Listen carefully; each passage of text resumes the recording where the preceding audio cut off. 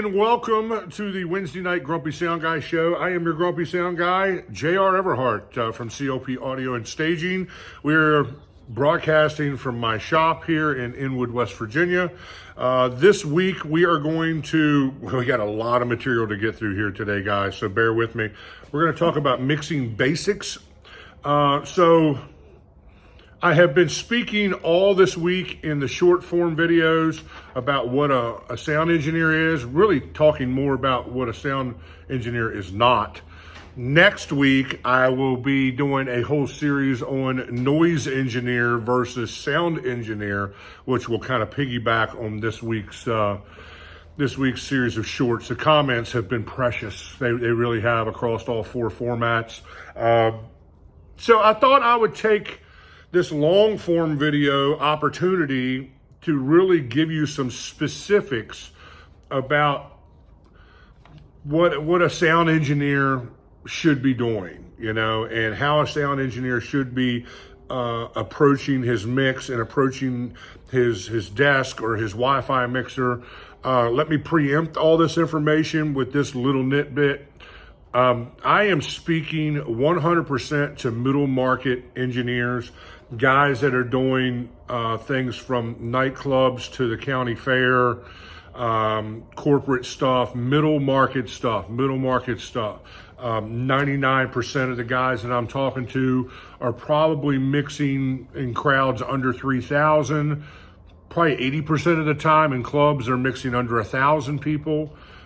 This can also cross over to church production, and the guys I'm talking to there are typically in churches under 500 people. Some of them are 1,000, 1,500, but that really is like the top 3% of churches in the United States falling into that category. So all these things can cross over and cross-pollinate to either one of those, the secular market or the Christian church production market. So, take it all with that grain of salt. I am not talking about guys that are carrying around waves racks and are flying in, a bunch of crazy plugins and all that kind of stuff. That's really more pro touring level stuff. Now, I know some really good middle market production company owners who are doing that in the middle market, but they have pro touring experience, and those guys are kind of on a different level. That is a whole nother series of videos that a lot of other people on YouTube have done a great job at talking about mixing on that level. I don't see a whole bunch of guys talking to the middle market gang, talking to the people who are going down to their local sports pub. Maybe they're mixing on a system on sticks. Maybe they're just, their biggest rig is a double stack rig, which, if you don't know what a double stack rig is, that's 2 stacks per side, 2 double 18s and 2 3-way tops per side. That's the audience. That's my audience. Those are the guys that I am trying to reach most, because I just see a big void and a vacuum in that educational side of the middle market, that way. Even some of the schools that I know that teach this stuff are not really doing a great job at putting what I call like boots on the ground, when it comes to this sort of thing. They kind of skim over it. They focus a lot towards studio recording, and those guys coming out of school typically don't get an enormous amount of lab hours mixing live bands on a mobile system they have to set up and tear down every night or at the beginning and the end of the festival. So, my audience does a lot of day festivals, that sort of thing, beer festivals, wine festivals, food truck festivals, taco festivals, all that kind of stuff. Sometimes those can be 2 or 3 days long, but it's all mixing regional bands, cover bands for the most part. We may occasionally run into an all original band or something, especially on some of the metal shows. A lot of those guys are all original, but most of our bread and butter in this market is mixing regional cover bands, usually B and A level cover bands. And the things I'm going to share with you is going to make sense to that audience. Okay, so let's dive right in. So the first thing I would say about mixing 101 or mixing basics would be learn to mix with your ears and not your eyes. because now that we're all in digital world, I come from analog world originally because I'm 51 years old. I've been doing this since about the middle 80s, something like that, middle to late 80s. So in analog days, we didn't have all the screens. We didn't have a screen on our console, You had a front of house rack. At the very most, you may have a rack mount RTA. Most guys did not. That was not commonplace. Pro touring guys would, but you really couldn't see the mix. You had to use your ears. You might be able to see some threshold on some compressors. You see some signal flow flowing from one, device to another inside your front of house rack, but you could not see the mix predominantly, which meant you had to be able to mix with your ears. You had to have a good ear. You had to understand the parameters of the equipment, all that kind of stuff.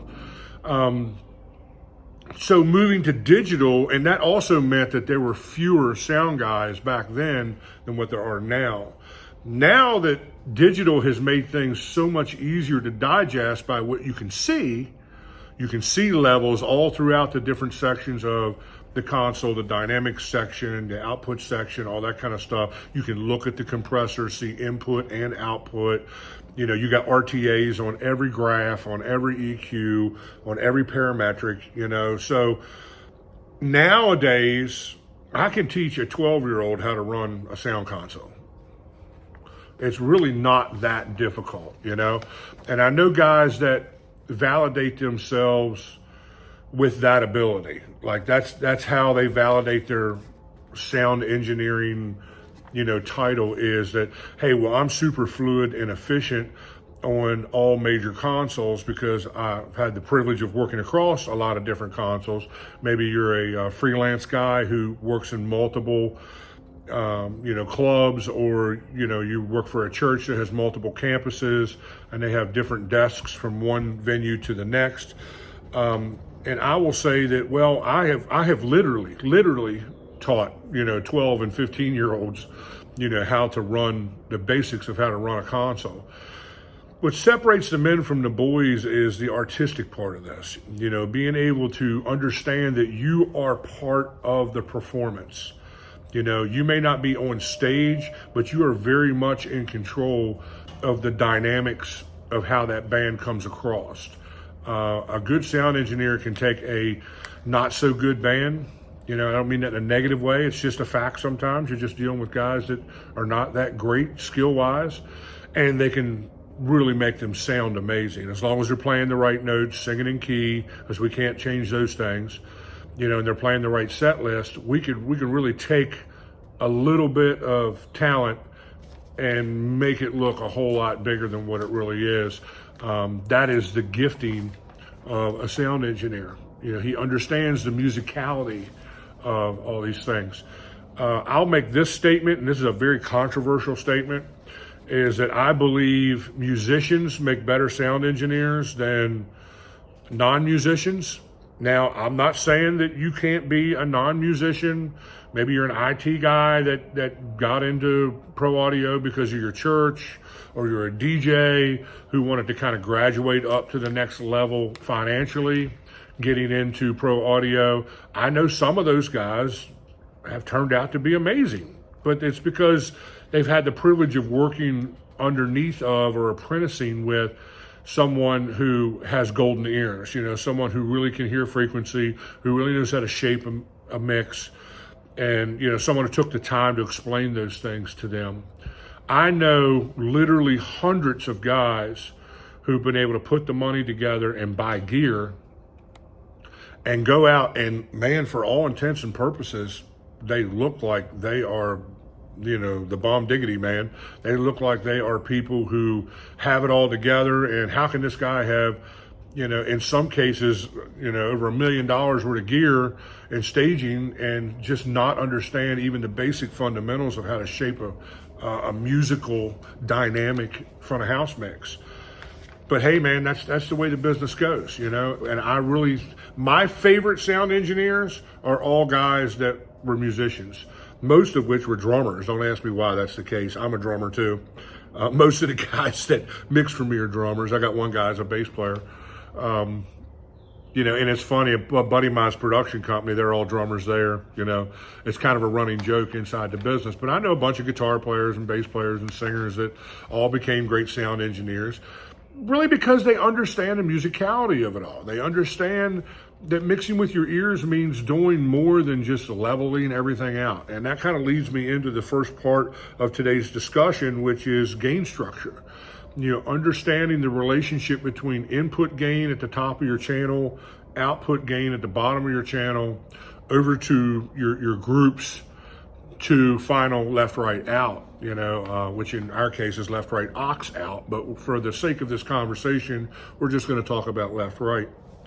So, shaping the mix, not everything, having a good front of house mix is not just about leveling everything out. So I know guys, and I've stood behind guys and watched them mix, where as long as they can hear everything that's on stage, then they feel like they've done their job, and then they're on eBay the rest of the night surfing and looking for gear to buy, because that's kind of their whole existence is gear. When that's not the case, it's not that way.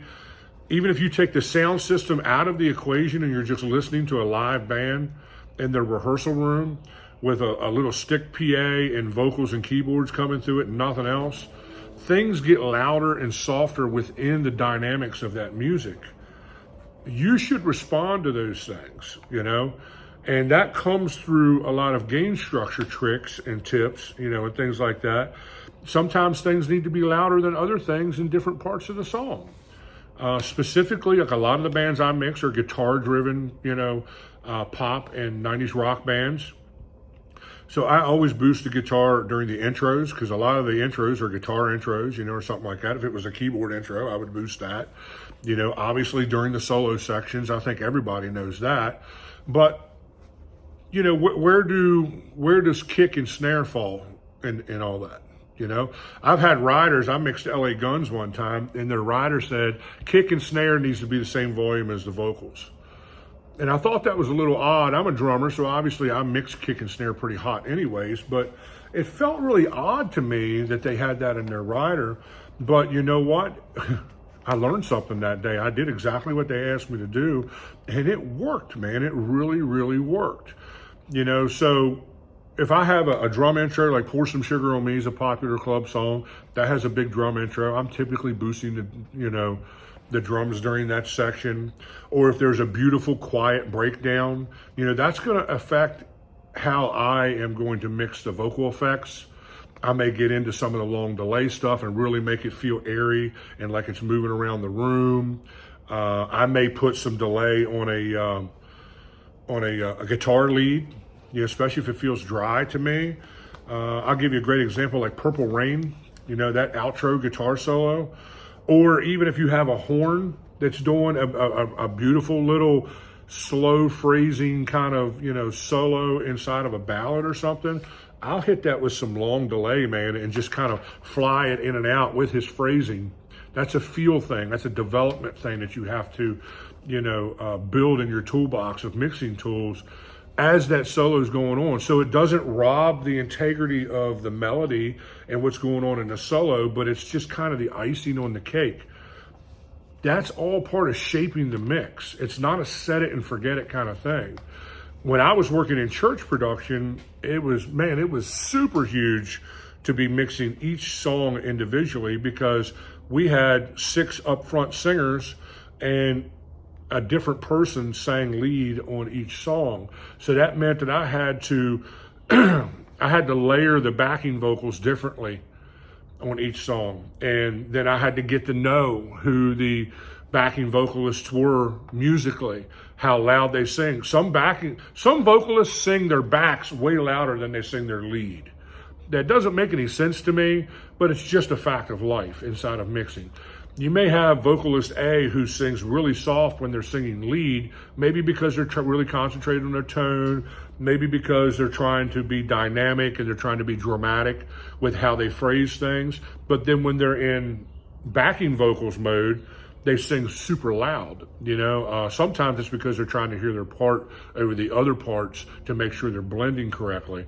Well, as a front of house engineer, it's my job to figure out who's singing which part, because I definitely don't want the guy singing the odd sounding harmony at the top of that backing vocal layer, because look, you got lead vocals here and you got the backs here, You never want them like this, because then that odd harmony is always going to pop up in there somewhere and make the melody sound bad, or at least sound like something's not right there, So shaping those vocal mixes, and man, I did that for years and years, 15 years, inside of the church production market. I was a tech director for 7 of those years at a big community church where, we had all that kind of stuff going on every single week.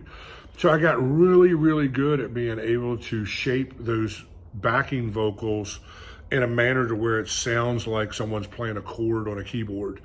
And that's the way it should sound. I mean, if you listen to the Beatles, you listen to any of that Motown stuff, that's the way backs were mixed in those days, So it's a matter of understanding how the musician delivers.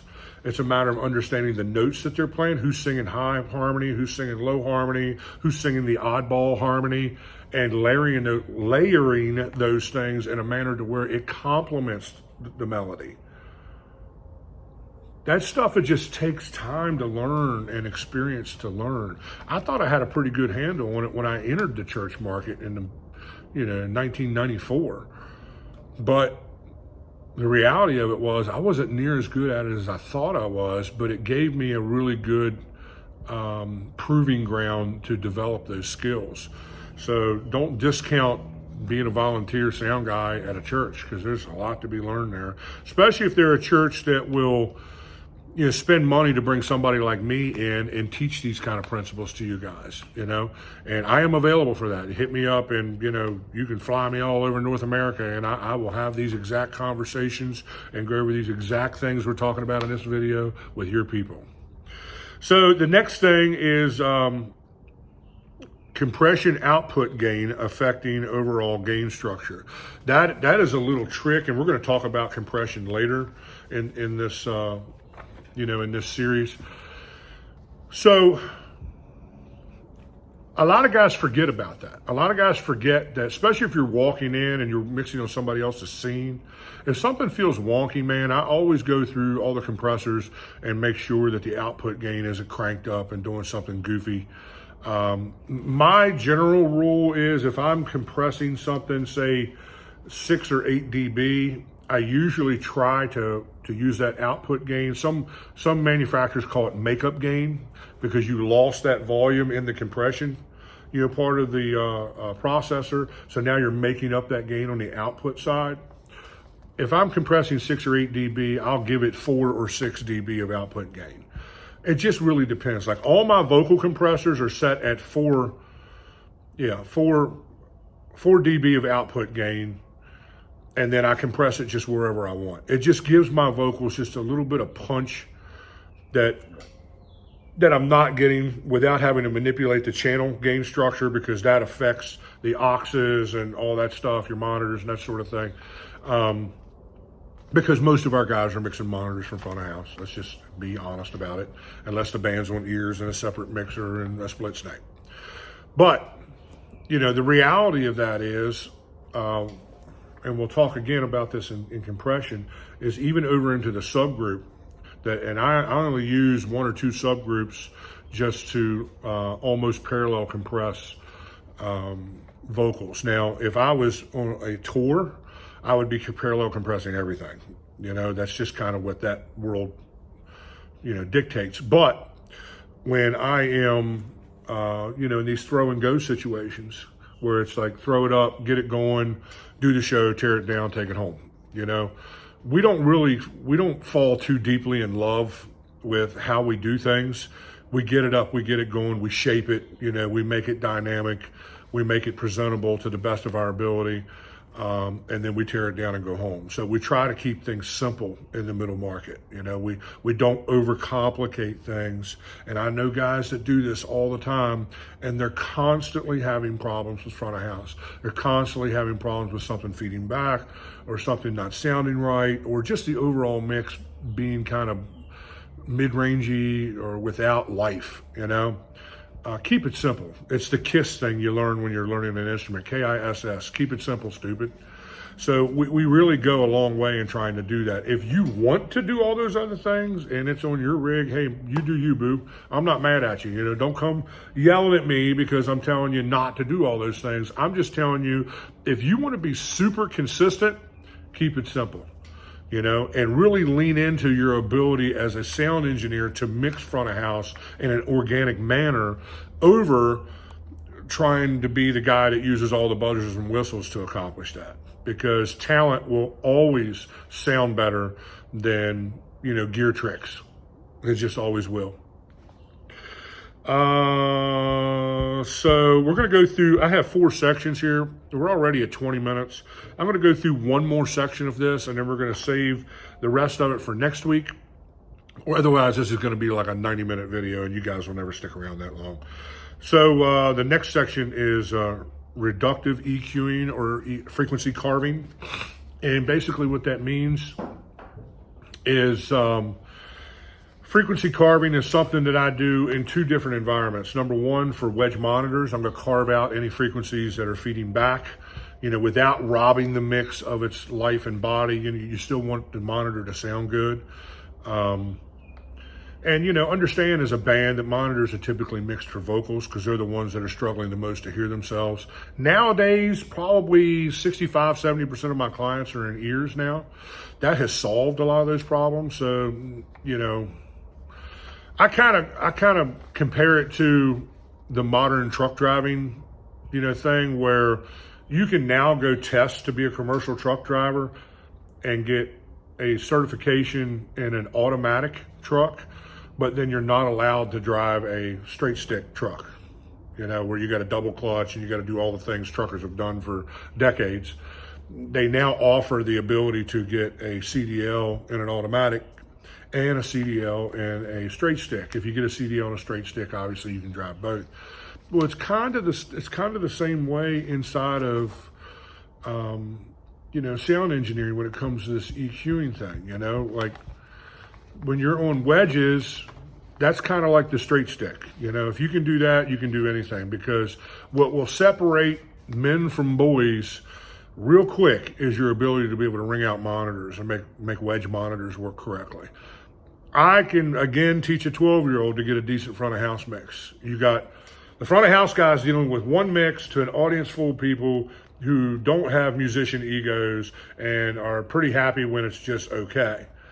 To where an A2 or a monitor guy is mixing 4 to 6 mixes to 4 to 6 musicians with egos, some of them claiming to be their own, you know, having their own sound engineering credentials and having to just, you know, work your way through all that. So monitors is much more the straight stick side of this. You take an engineer who's only mixed bands, and I know engineers who stood right in front of me and said, I only take bands that are on in-ear monitors, have a split snake and their own mixer. I don't mix monitors. All I mix is front of house. I never thought I'd see the day where that would actually be a viable option and someone would actually get phone calls to go do work that way. But guess what, ladies and gentlemen? It's here. It really is. Excuse me. The allergies are absolutely killing me these days. So, yeah, so frequency carving. So that's one way I'm using frequency carving, is to, you know, eliminate feedback in a wedge monitor scenario. The other way is to place everything in its proper place in the front of house mix. And I don't even know if I can cover all this just in the last 5 minutes of this video, but you don't always have to turn something up to make it louder in your mix. Let me just start with that statement. Many times, if you have everything in its proper place within the frequency bandwidth, now you need to have an ear that can hear frequency to be able to do this, okay? You need to be able to know what 50 hertz feels like. You need to know what 1.6K sounds like. And you need to understand, you know, how easily 4 and 5K can feed back in certain microphones, you know? So there's definitely an experience and skill set that goes to this that is developed over time. There's no replacement for experience, you know, that just kind of is the way it is. But Many times I can make something pop out of front of house by just boosting some frequencies that is the meat and potatoes of that instrument. I'll give you an example. A common mistake that I see guys make is they have the bass guitar and the kick drum struggling for the same frequencies. Your kick drum should be somewhere between the thump of the kick drum should be somewhere between 50 and 60 hertz. I like 50, 45 even if I have a system that can reproduce that. 50 on my rigs work really well. I have JBL passive. My subs are STX 800 series, 828 subs. My tops are all SRX 700 series stuff. With a lot of crown muscle behind it. So I'm able to reproduce, 50 hertz. If it can't, then go to 60. That's fine. I mean, the kick drum on the record, the Def Leppard record for Pour Some Sugar on Me, I think that kick drum is like 80 hertz. So how things have changed since the 80s, right? Now, like if you can't get a 50 or a 60 out of your rig, you're kind of frowned upon. But a lot of times guys have the bass guitar down in that neighborhood just muddying up the kick, and they wonder why their system's not efficient, why it's not punching right. Something that, and this is a really cool trick inside of working on small systems, and we're going to talk about this later in this series, is, mixing to the parameters of that system. So I'll make the low end of the bass guitar more like around 100 hertz.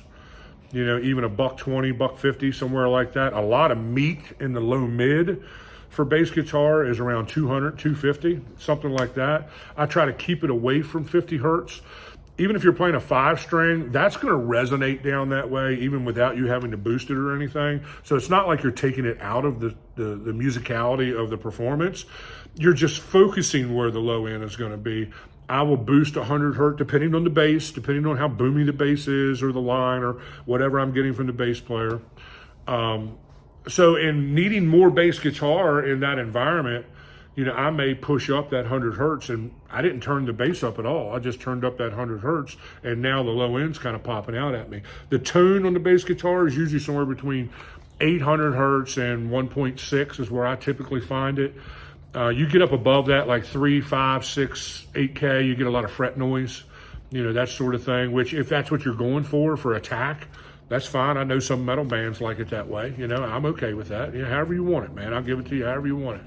I'm not a hard guy to get along with. But, the reality of that is like even with vocals, so you got vocals, which is mainly a mid-range. You're approaching that as an instrument, even though it's a human voice. It is still an instrument on stage. If I got a singer that's, all their meat's right at 800 or something like that, or most of the time I can pull definition out of the vocals by pushing 3K. 3K will typically bring the definition right out in that. And I don't push a bunch of 3K guitar because all the tone is in the mid-range for guitar. Down around everywhere from like 350 up to, 2K, 2.5K, something like that or whatever. So I'm manipulating those frequencies in the front of house, or usually in the channels, to reflect the front of house. The front of house EQ is about correcting the system to the room, or to whatever venue you're in. If you're outdoors, you're just correcting the system to the system as to the way you want to hear it. I always joke around with my guys that I'm really good at EQing the JBL out of JBL speakers.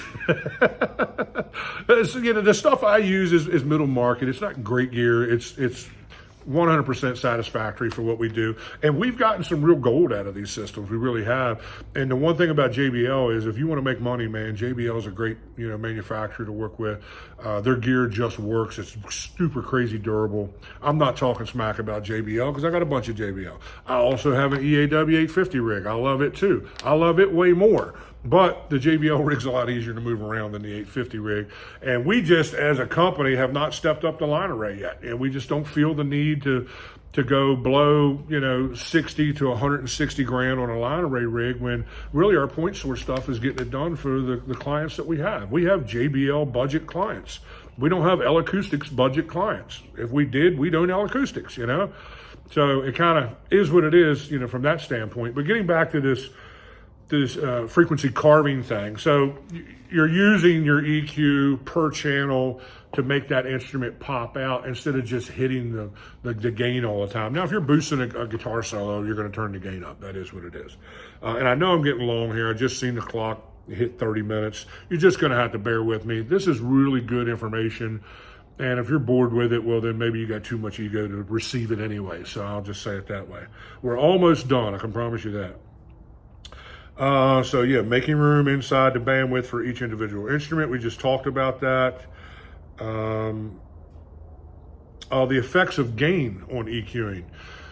So sometimes I will run across something that I just can't seem to get it EQ'd the way I want it. And a lot of times what I'll do is I'll go back and reset specifically the mid-range frequencies of the EQ, and I'll boost the gain, maybe turn down the fader a little bit, but boost the gain to get a little more gain into the EQ. Sometimes that, well, most of the time, that makes the EQ much more sensitive. Then I'll go try to EQ it, and bam, now it's doing what I want it to do. You just wasn't giving it enough gain to really fire up all the parameters of what makes the EQ. So that's a old man sound guy trick right there, the effects of gain on EQ. And then again, like I said just a few minutes ago, front of house EQing is to correct for room acoustics.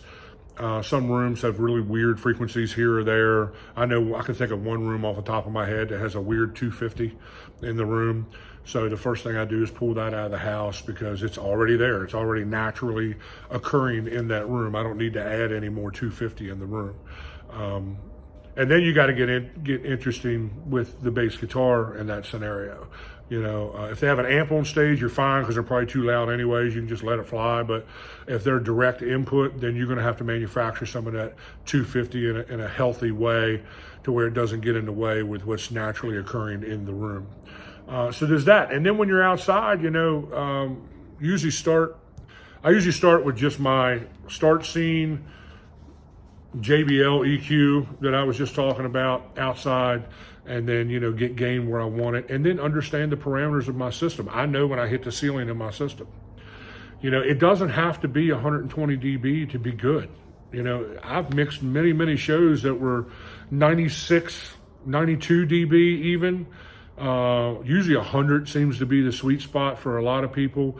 But when you're doing wine festivals and, big outdoor shows and stuff like that, people are out there visiting with each other, man. You need to mix for the first 60 or 80 feet in front of the stage and let the rest of it be what it is. If you lose 20 dB another 50 feet back, don't be mad about that, because the people sitting back there are visiting with their family. They're visiting with their friends. They're drinking wine and eating cheese, or they're eating something from the barbecue food truck or something like that. They're enjoying fellowship time with each other. Don't feel like you have to take over the world. I know so many companies where it's about SPL, sound pressure level. They're trying to outdo the guy across town because they're louder than him. That whole JBL Vertec line array scene is famous for that, because those boxes are crazy loud. The problem with those boxes is the louder and the harder you push it, the more mid-rangey and hurtful they become. They start really hurting your ears quick. So you lose all that warmth, depth, and body. I have been on gigs where I was drumming with my band and had seen how the front of house guy had mixed the opening bands, and had went to him and said, I would appreciate you to turn the mix down to about 95 dB while we're on stage. And luckily I've worked with guys that were humble enough to do that. And I'm not a guy that barks orders at the sound guy. When I'm drumming, I usually don't give a rip. I'm just trying to have fun and play drums, Somebody else can worry about the mix. I want my monitor right, but other than that, if there's any way I can help, I will. If you ask me, I'll obviously give you my opinion. But there's just been times where the whole system just feels overdriven, So understanding the parameters of your rig and finding that sweet spot of your rig is going to make your rig sound way better than what the guy across town's rig sounds, even if it's the same equipment, because you are mixing more toward how the rig was designed to be mixed on. That comes with experience. That's what a sound engineer does, not a noise engineer. A noise engineer just makes noise come out of the speakers. He gets to look at the client and said, well, I set up a bunch of lights and a bunch of sound equipment The band's coming through the sound equipment. I did what I was contracted to do. And that's as far as it goes with those guys. They don't give two rips about what front of house sounds like, you know, in terms of the musicality of it and how the bands are being presented. It's just about make a quick buck so I can go home and buy some more gear, because that's what they live for. They live for, you know, the system, you know, tech side of this thing. You know, they're all super geeks that way. And look, I have that side of me too. I love gear. I'm a gear junkie. I love designing stuff and putting stuff together. But the thing I enjoy more than anything else in this business is setting back and mixing a band and turning that sonic chaos into art. I'll see you next week. We'll cover the other half of this next week.